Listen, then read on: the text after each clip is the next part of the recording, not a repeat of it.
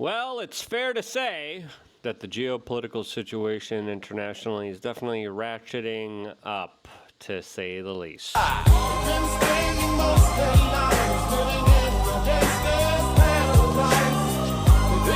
As the battle lines are being set between the Ruskies and the Americans, as some politicians are saying, hey, could we actually take care of the American people? As a major nuclear treaty was just broken, as we have to ask ourselves, why?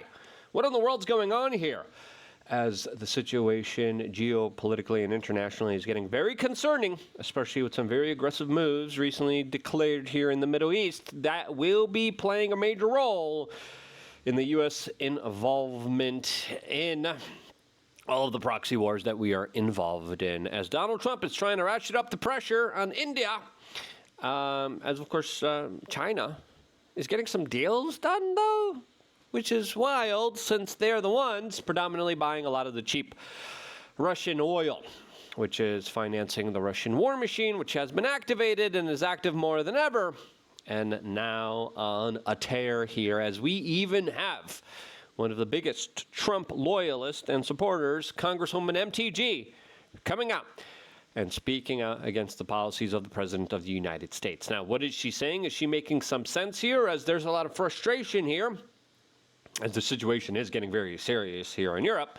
as that's exactly where I am right now, and the conversation definitely has shifted here pretty significantly. I'll tell you what people in Europe are saying in this video, and if you appreciate these type of nuanced, deep dives, discussions, as we have been having them here on the show for over 21 years, as we have correctly kind of predicted a lot of this stuff, subscribe, click the notification button. We always greatly appreciate all the time that you spend with us here on this independent media platform. This, as Russia just exited a major nuclear treaty with the United States.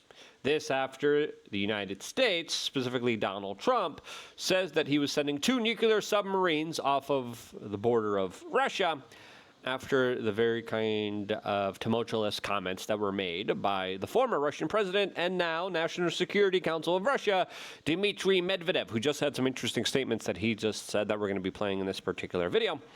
Now, these 2 nuclear submarines being positioned near Russia, this threat, we told you, it was going to be taken seriously by Putin. And it looks like Putin is answering back by, of course, ratcheting up and escalating tensions, just like they would. And as we said here, look, there's a lot of ego battles. There's a lot of hard-headedness.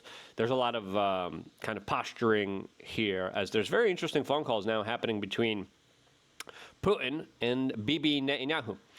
Now, this posturing on all of this kind of breakdown of relationships has something to do with what just happened to Iran.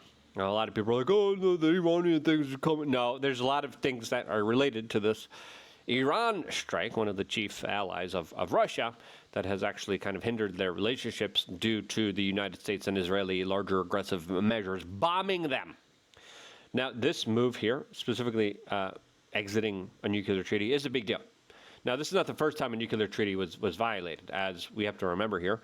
The Ukrainians, with the direct full aid, support, and intelligence of the United States, launched a sabotage secret attack on Russian nuclear aircraft.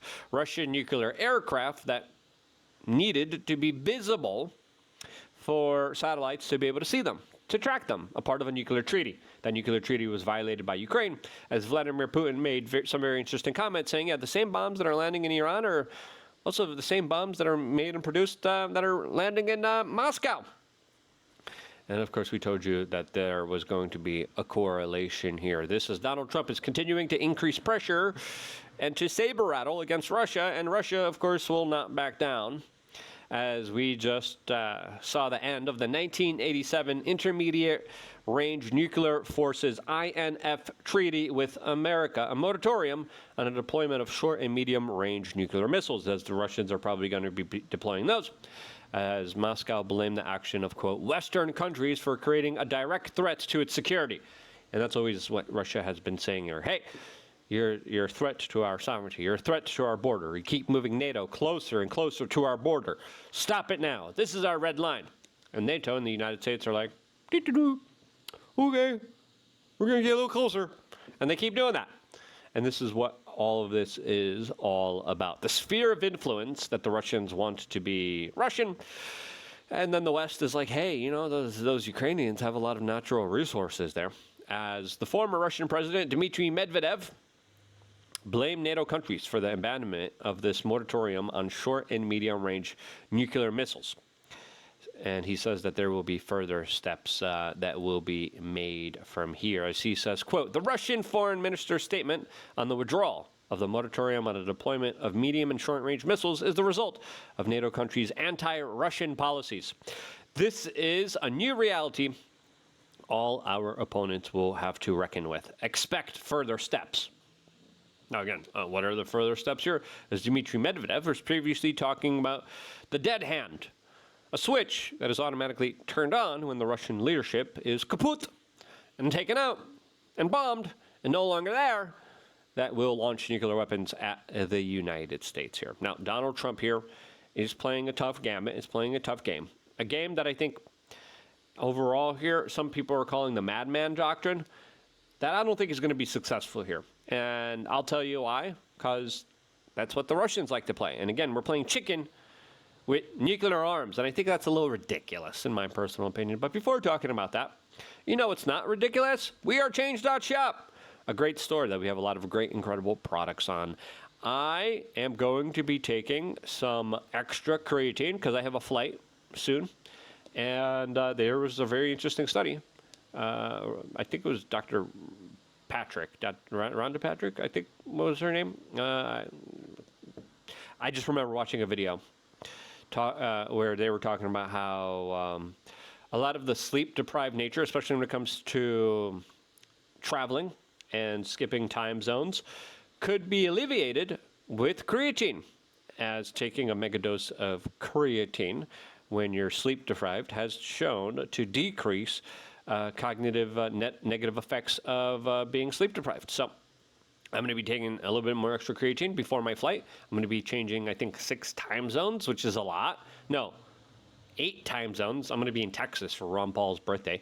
So I'm going to be taking some creatine. Hopefully my sleep schedule will be okay in America and won't be too disrupted. You know, wherever. I mean, that's just the way life is. But creatine, really great when it comes to a lot of studies that are coming out now with cognitive function. There's also a really crazy study coming out showing how it's really benefits women who are menopausal, how it benefits ovary health, how it benefits the brain, not just your muscles. And I think there's a lot of misconceptions about creatine, but I love it. I've noticed a significant difference in my cognitive ability, in my mental performance, in just overall, just feeling amazing. We get the best stuff, by the way, from Germany. That's where we get our creatine. You got a 2-month supply, $53. Get some right now. We are Change.shop. You know exactly where it's coming from, unlike all these other products out there where you don't.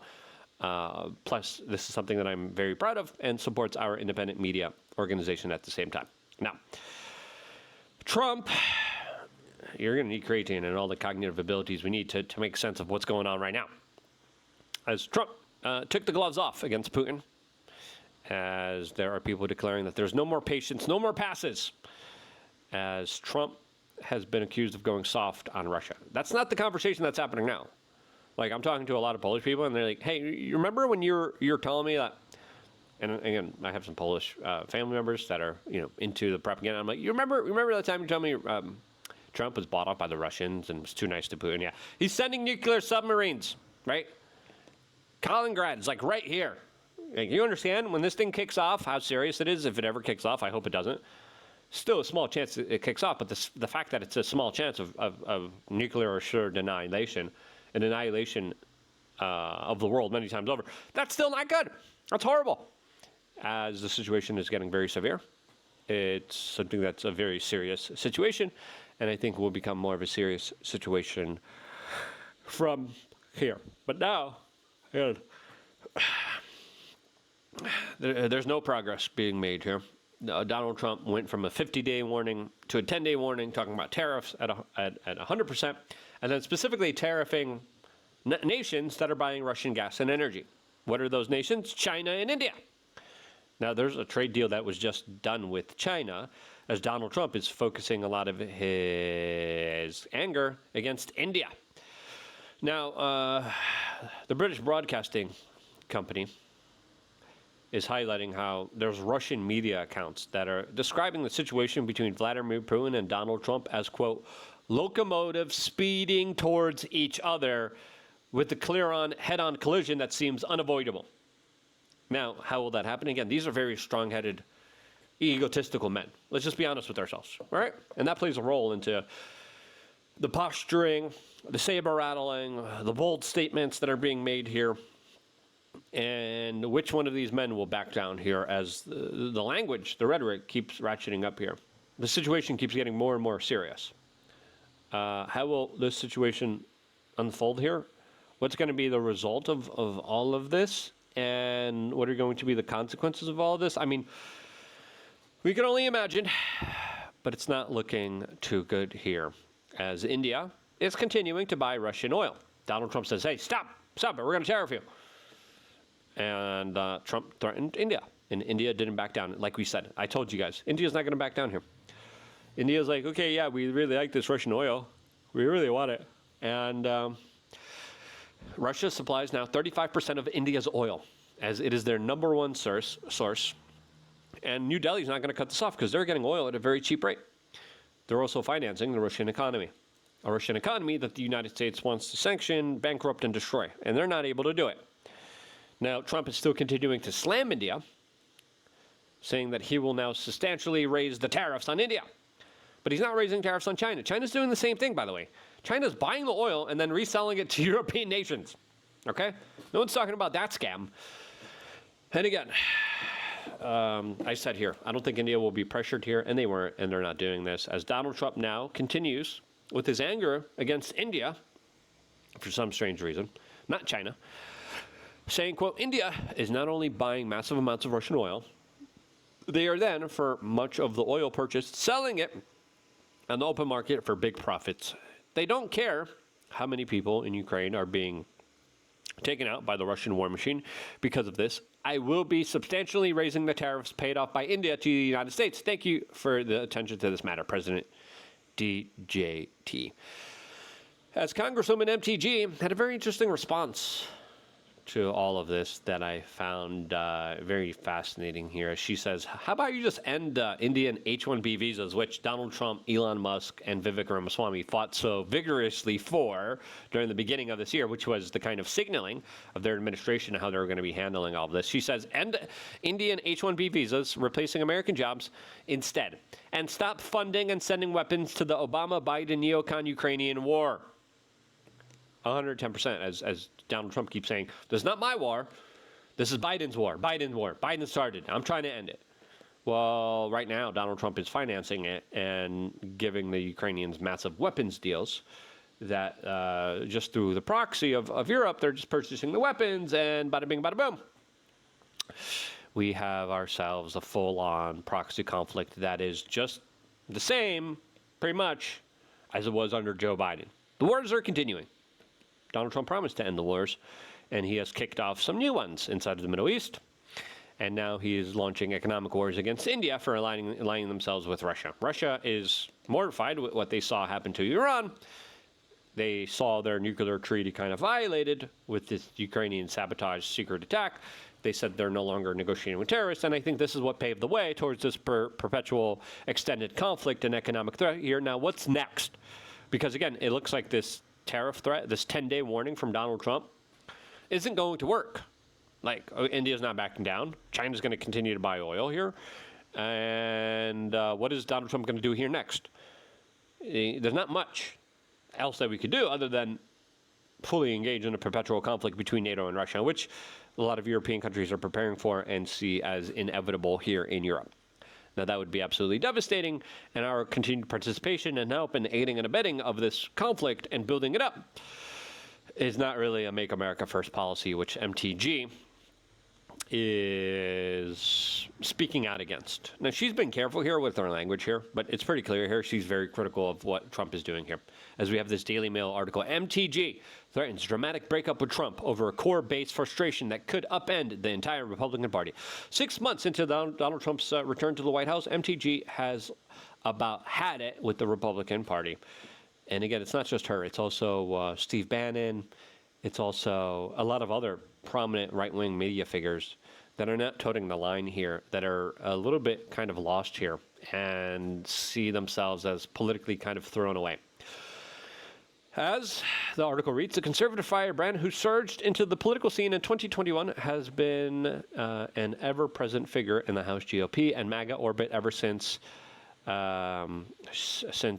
told the Daily Mail in a 45-minute call this week that it may be time for her to walk away. I don't know if the Republican Party is leaving me or if I'm kind of not relating to the Republican Party as much anymore, she revealed. I don't know which one it is. Her fidelity to the president is still strong, she insists, but she feels flashing red lights warning that the GOP is out of step with the MAGA base. Yeah, absolutely. I mean, we're bombing Iran here. We're creating pledges of allegiances to Israel in order to get Homeland Security funding to fight terrorists. And we have to, of course, now pledge allegiance to a foreign nation in order to get funding. That still is vaguely interpreted by Homeland Security. That's trying to gaslight everyone and deny that that actually even happened here. And again, she's being very candid about what she feels here. And I think what she's feeling and what she's representing here is the kind of growing frustration of all of this, because we are, calling out Russian collusion, but not doing anything about it. And then we're still on the perpetual forefront of a full-on potential confrontation with Russia, just like we were before, with a nuclearly armed country that we're involved in a larger proxy war that we're still financing and funding and supporting all the way. Now, MTG also posted the numbers of arrests. This is, again, a direct criticism of the Trump administration that I think is very pointed and very important, and something that a lot of Trump supporters are kind of also asking some very serious questions on. And she says, number of arrests that happened with the Russian collusion hoax, 0. J6, 0. Mar-a-Lago raid, 0. Biden auto pen, 0. 2020 election, 0. Epstein arrest, 0. The coup, 0. Benghazi, 0. Doge finding, 0. Ukraine impeachment hoax, 0. Key number, 0. And listen, the memes here speak for themselves here. And again, a lot of people, Heather Mullins, I spoke to her. She's like, no, they're going to do it. They're going to release it. They're going to release the list. And I'm like, Heather, they're not. They're not. No, I trust the plan. No, you can't. She's saying, I'm hoping the DOJ is in the evidence gathering stages of the investigations and will start making arrests soon. This needs accountability. Yes, 100%, Heather. 100%. Are we going to get it? Probably not. As people are asking, has MAGA lost MTG? Sure, it looks like it. And listen, if we're not going to get the Epstein files, we're not going to get any arrests here. And all we're getting is just new wars and new pledges of allegiances towards Israel to hold our own tax dollars over our head during disasters. If that's what we're getting here, yeah, you're going to lose a whole bunch of people. You already lost a whole bunch of people with the Epstein stuff. Listen, the memes here explain themselves. As MTG is talking about, we're $37 trillion in debt. And now there's another government funding deadline, September 30th. Republicans are controlling Congress, and we're still spending records amount of money. As, again, I just don't get what we're doing here, as now Palantir has been brought in order to, of course, gather all the data on all the American taxpayers. And Steve Bannon here, is also representing a lot of the kind of concern and situation here, because the new boss is looking a lot like the old boss. And with this situation evolving the way it is right now, it's just concerning, understanding and knowing that where are we going from this? As, listen, once you lose the base here, right?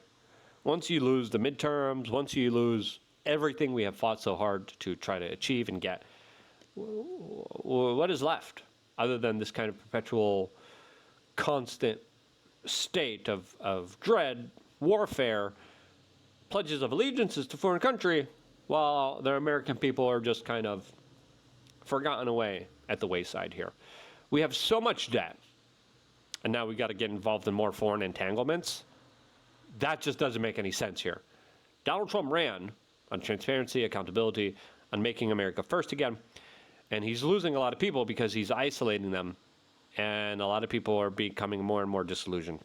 Now, I hope the train gets back on track, but the train's going to a private island somewhere where there's some weird stuff going on, right? And a lot of lobbyists, special interest groups are on that train. I'm not on that train. I want to be on the train where I'm just getting off. I want a refund. And I want policies that actually help out the American people. Now, granted, some policies are good. They passed. But overwhelmingly, this train is heading off of the cliff, especially with the debt, especially with the foreign policy and maneuvers. There are some good, and I don't mean to be negative Nancy. There are some good things. But there should all just be good things. Because, we went a little bit here, but then we're taking major steps back in all these other directions. We got to stop doing that. And if you agree, share this video. Get yourself some creatine so you guys can think straight. I love you guys. Stay tuned for more. All here exclusively on youtube.com/wearechange.